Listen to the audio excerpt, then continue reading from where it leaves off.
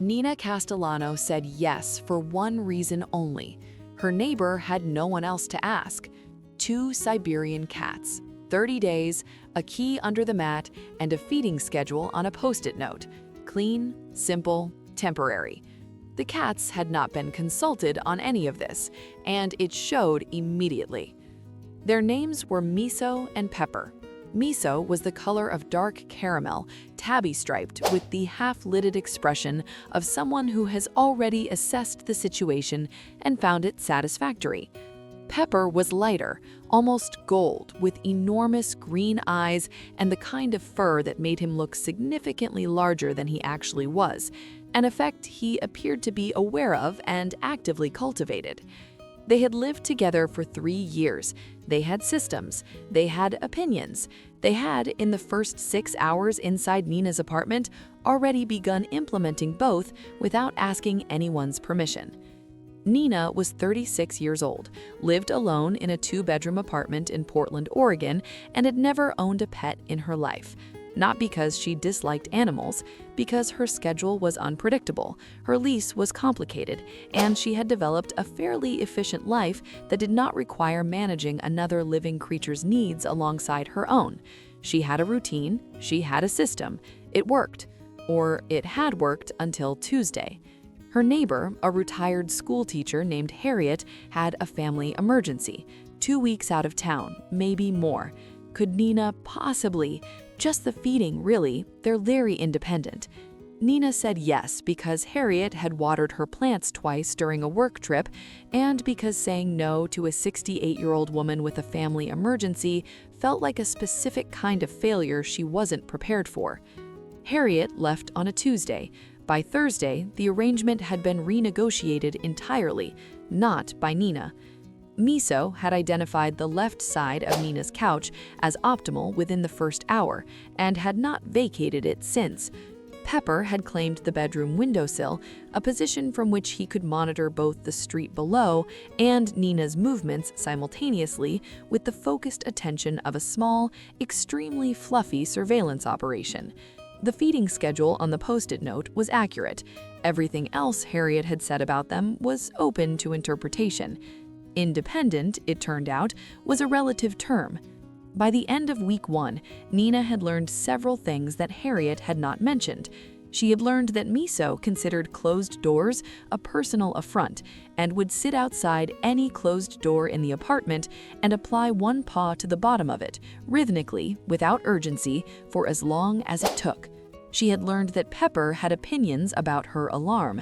He would appear on her pillow at exactly 6:47 every morning, 13 minutes before it went off, and sit directly beside her face, breathing very quietly until she was awake. Not aggressive, not loud, simply inevitable, the way sunrise is inevitable. She had learned that if she sat on the left side of the couch, Miso's side, Miso would appear, arrange himself in the exact space she was occupying, and wait. She would move, every time. She tried not moving on day 4. Miso sat directly on her laptop keyboard and typed 6 lines of what appeared to be a strongly worded email to no one. She moved. If you've been watching and haven't subscribed yet, now would be a really good time. Hit that button. This is where it gets interesting. Week 2 was when something shifted that Nina had not anticipated and could not entirely explain. She had come home on a Wednesday after a meeting that had run 3 hours over schedule, eaten cereal standing at the kitchen counter because sitting felt like too much effort, and dropped onto the couch, her allocated right side, without turning on the television. Miso walked in from the bedroom, stepped onto the cushion beside her with surprising delicacy, and pressed his entire warm side against hers. He did not purr dramatically. He did not demand anything. He simply stayed there, the way something stays when it has decided that staying is the correct thing to do and sees no reason to announce it. Pepper came in 10 minutes later and arranged himself on the back of the couch directly above Nina's head. Between the two of them, she was completely bracketed, 13 pounds of cat on one side, 11 pounds above. She sat there without moving for 40 minutes. The cereal bowl was still on the counter. She did not get up to deal with it. She texted Harriet that night, "Cats are great. Hope everything is okay." She did not mention the couch. Some things are difficult to explain to someone who was not there. Siberian cats are among the oldest natural breeds on record, documented in Russian folklore and literature for over 1,000 years. What their owners describe, consistently and in almost identical terms, is a quality researchers have begun to study more formally, a social attunement, unusual even among domestic cats. They locate the person in the room who needs company. They position themselves accordingly.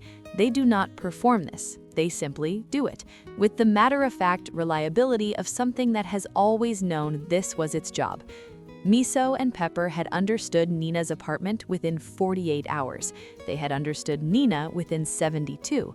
By the end of week 2, they had cataloged her schedule, identified the evenings that were harder than others, and positioned themselves accordingly, without asking her opinion on any of it. The question was only whether Nina had noticed. She had noticed. Harriet called at the end of week 3. The family situation had resolved, but there were complications. Would Nina be able to keep them one more week, maybe 2? Nina said, of course. She said it before Harriet finished the sentence. Harriet came home 5 weeks after she had left. She knocked on Nina's door to collect Miso and Pepper and found her neighbor standing in the doorway looking, Harriet said later, like someone who had agreed to house sit and had accidentally been adopted herself. Harriet asked if everything was all right. Nina said yes. Then she said, "What would it take for you to let me keep them?" Harriet had not been expecting this. She thought about it for a long moment. Then she said she would need visiting rights. Nina said that was completely reasonable. Miso and Pepper still live in the apartment in Portland. Miso still owns the left side of the couch. Pepper still arrives at 6:47 every morning without exception. The closed-door policy remains in full effect and is enforced consistently by both parties.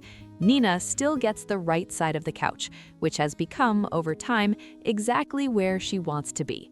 She had said yes for 30 days. Miso and Pepper had other plans, and somewhere between the post-it note feeding schedule and a Wednesday night with 40 minutes of quiet and 13 pounds of warm cat pressed against her side, Nina had stopped minding entirely. Some arrangements start as temporary and become permanent so gradually you only notice after the fact. Sometimes you agree to 30 days and end up with a life that is quietly, unexpectedly better than the one you had planned. Sometimes 2 cats just know something you don't, and the kindest thing you can do is get out of their way and let them be right.